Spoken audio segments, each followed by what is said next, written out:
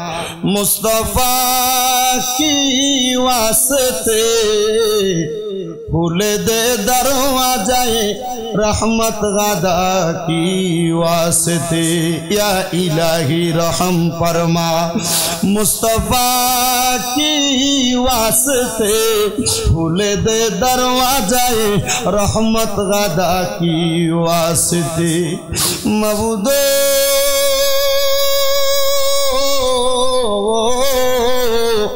ओ दयाल अल्लाह একটু রহমতের নজর করে তাকে দেখেন আল্লাহ পবিত্র মাহে মুহররম সুহাদায়ে কারবালা কাটাবিল হাবির পুকুর পার কবরবাসীর স্মরণে এই এলাকার আমার দাড়ি পাকা মুরব্বী বাবারা যুবক নওজোয়ান ভাইয়েরা ছোট্ট ছোট্ট মাসুম বাচ্চারা সহ এলাকাবাসীর সুন্দর সহযোগিতায় তৃতীয় বাৎসরিক ওয়াজ ও দোয়ার মাহফিল সাজাই মাহফিলের প্রারম্ভিকার লগ্নে আমার সঙ্গে কতগুলা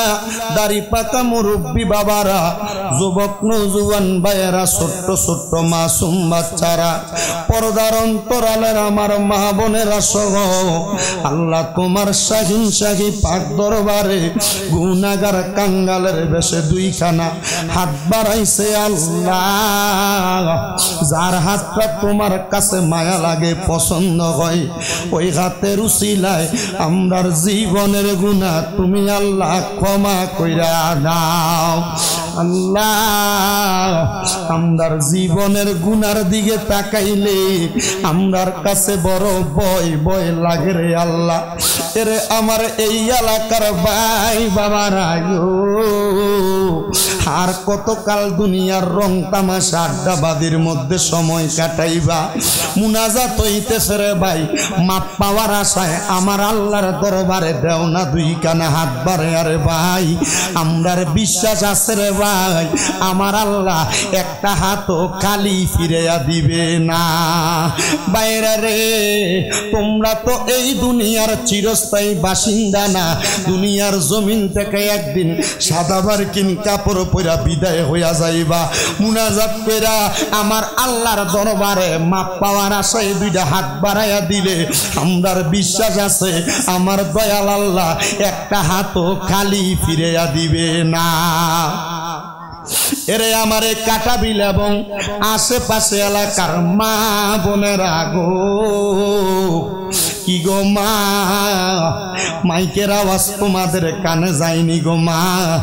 মুনাজাত হইতেছে গো মা আল্লাহর দরবারে যদি দুইটা হাত বাড়াইয়া দেও মা আমরার বিশ্বাস আছে গো মা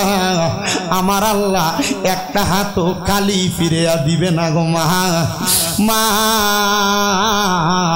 আর কতকাল টিভি সিরিয়ালের পর্দায় সময় কাটাইবা মুনাজাত হইতেছে মা আল্লাহর দরবারে আমিন আমিন কইরা দুইটা হাত বাড়াইয়া দিলে আমরার বিশ্বাস আছে মা আমার আল্লাহ মনের সব নেক আশাগুলা পূরণ কইরা দিব আল্লাহ আজকের জান্নাতের বাগানে কে জানি হাত বাড়াইছে আল্লাহ কার জানি জগতের মধ্যে আব্বা নাই হায়রে বাবা যেই বাবা রিক্সা চালাইয়া মাটি কাইটা মাথার গাম পায়ে পালাইয়া পরের বাড়িতে বদলার কাজ কইরা সন্তানদের মানুষের মতো মানুষ করার জন্য আজকে আব্বা জান নিজের রক্তরে পানি বানাইয়া অন্ধকার কবরে এমন আব্বা যাদের অন্ধকার কবরে শুইয়া রইছে রে আল্লাহ আব্বার কবর তুমি আল্লাহ জান্নাতের বাগান বানাইয়া দাও মাবুদ জানি না কে জানি হাত বাড়াইছে কার জানি জগতের মধ্যে মা নাই হায়রে মা যেই মারে মা কইয়া ডাক দিলে কলিজার আগুন পর্যন্ত ঠান্ডা হইয়া যায় যেই মায়ের দিকে নেক নজরে তাকাইলে কবুল হজের সওয়াব হইয়া যায় আমরার সামর্থ্য নাই 7-8 লাখ টাকা খরচ কইরা মক্কা মদিনা যাইতে কিন্তু আল্লাহ মা দুকিনের চেহারাটার দিকে তাকাইলে আমরার আমল নামায় তুমি একটা একটা করে হজের সওয়াব দান করো আল্লাহ।